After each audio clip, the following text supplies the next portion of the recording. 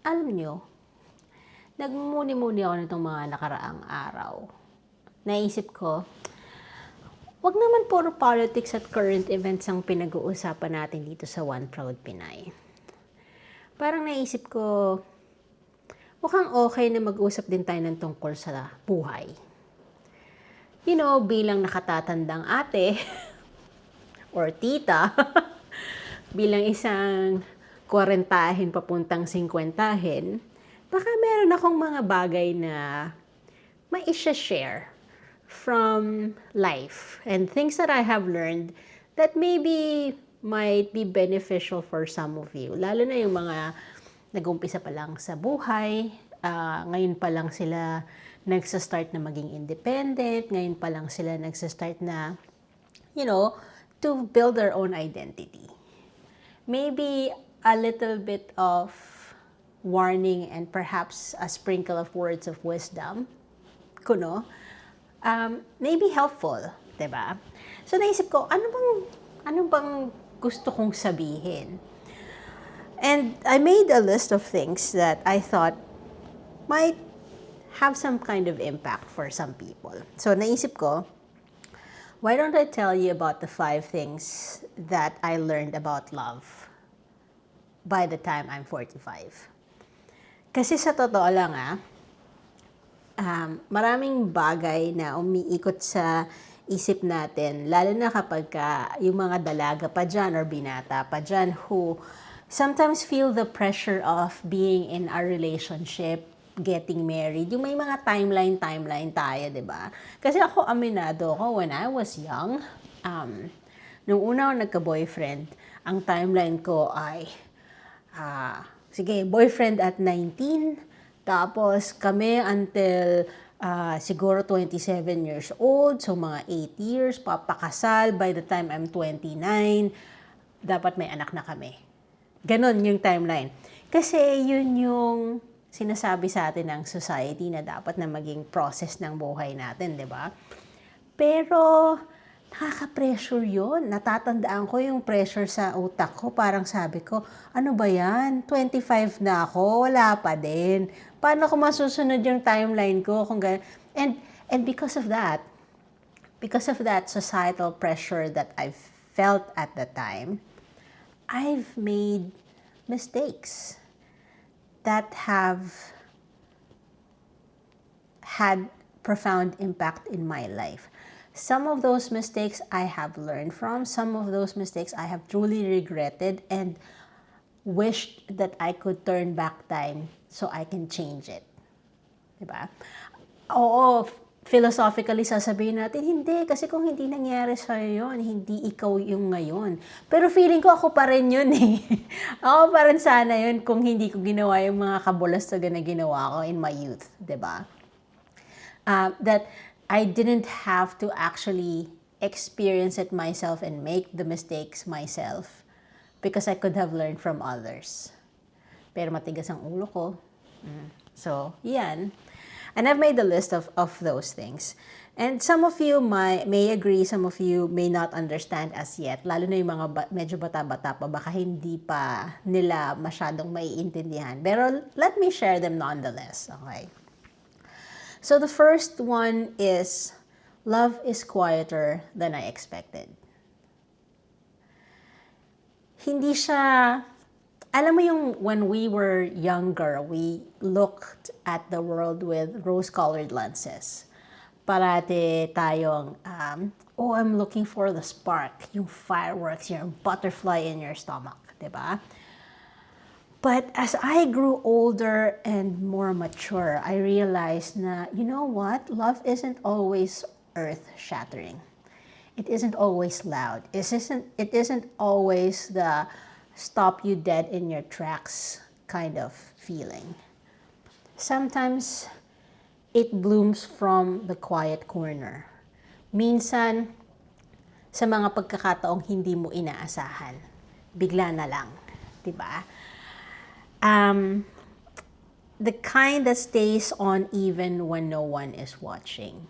Kasi in a lot of cases din, 'di ba, lalo na when we are nasa honeymoon stage pa ng mga bagong relationships, we always want to show off, we want to, parang gusto natin ipagsigawan sa buong mundo na, uy, I'm in a relationship with this really great person, di ba? Na gusto mong ipagmalaki. And that's fine. That's good that you're proud of the person that you're with.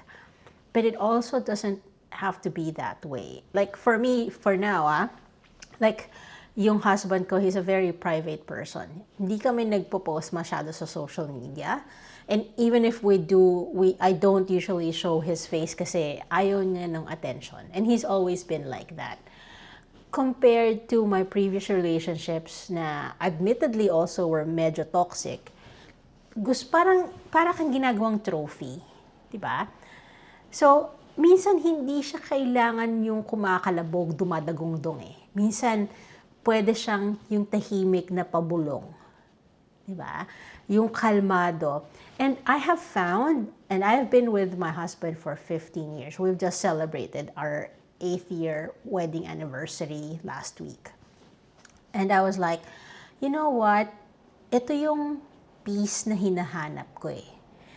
Yung hindi siya magulo, yung kaya niyong maupo at hindi magsalita but know that the other person is there for you. Yung it's consistent, it's calm, it's quiet, but it's also very supportive.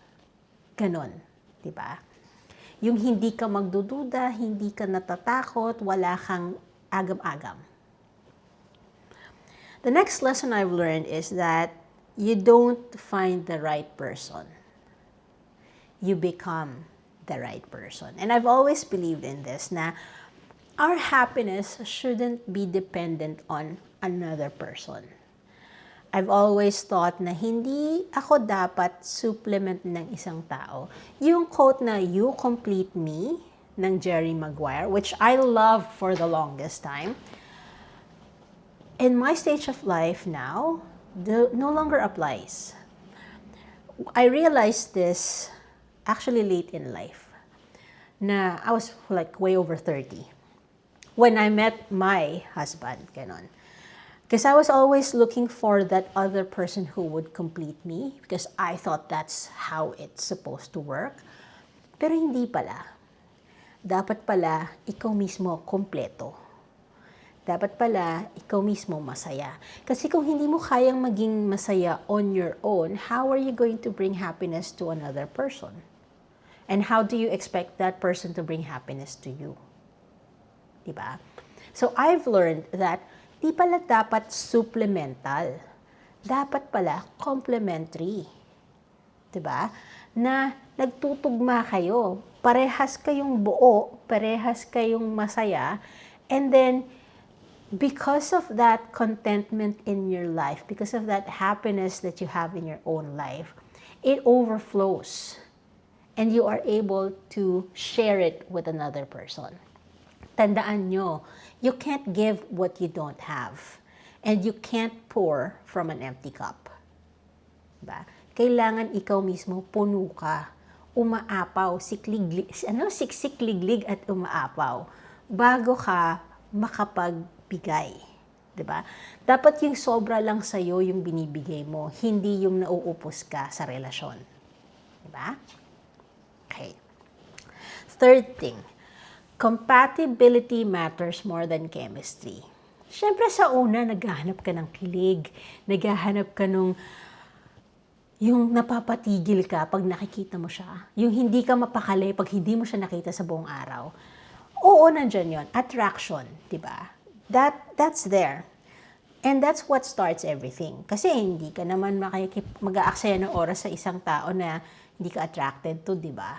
You're always going to try to find somebody who meets you at the same level. Di ba?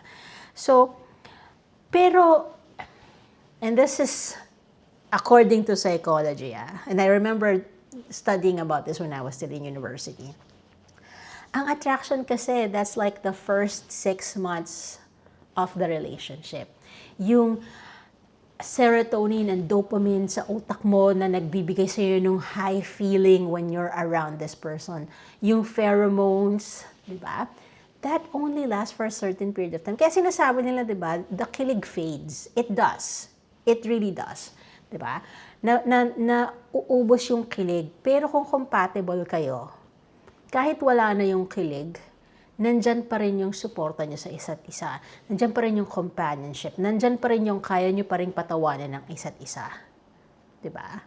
Because after the kilig fades, to sustain the relationship, you need to have aligned values. You need to have, the same, looking at the same direction in life. Parehas kayo ng gustong patunguhan sa buhay. Diba? So, yes, chemistry is nice to have, but compatibility is actually more important than that. Okay. Next, number 4. Love is built on the ordinary. Hindi siya laging grand gestures. Hindi siya laging kain sa expensive restaurants, 24 stem roses na bouquet. Hindi siya laging ganon. Hindi siya laging vacation somewhere here and there.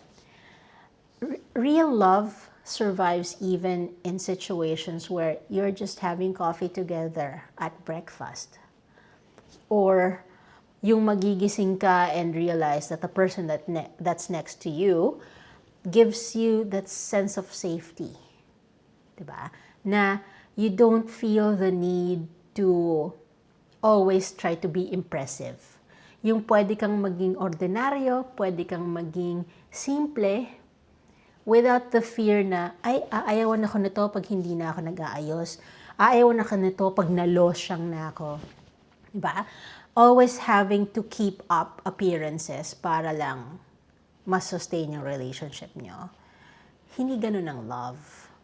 Ang love is hindi naman unconditional. Kasi in any case, there will always be, may mga red flags pa din yan. Meron pa din mga bagay na dapat deal breaker para sa'yo.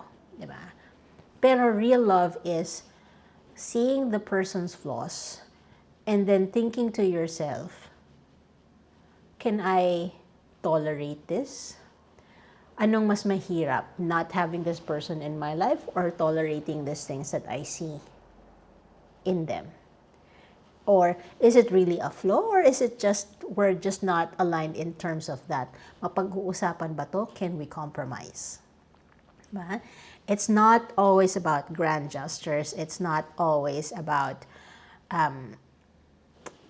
surprises. Sometimes it's all about the small kindness, acts of kindness, acts of service, diba? Yung mga shared routines nyo, brushing your teeth together before you go to bed, mga ganyan, diba? Reading, watching TV together, laughing at the same jokes. And then lastly, number 5.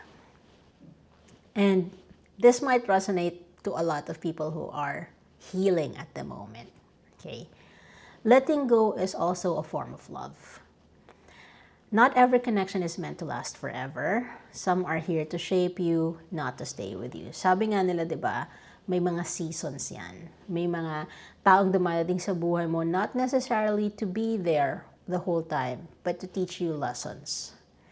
And sometimes those lessons are going to be difficult. Sometimes those lessons are going to be painful.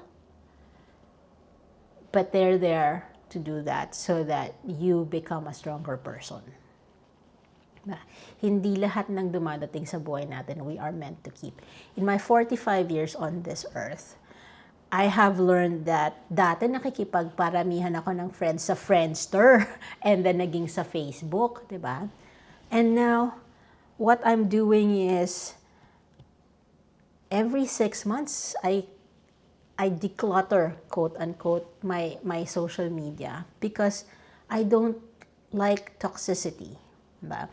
And that's me talking about self-love para sa sarili ko because I don't want to be surrounded by that kind of negative energy. And to be honest with you, in the 45 years, I've only kept a small circle of friends. Yung dami ng friends ko before, I've called them. Only keeping the few that are real and true friendships. And yun yung nakakakalma. Yun yung nakakapagbigay sa akin ng peace.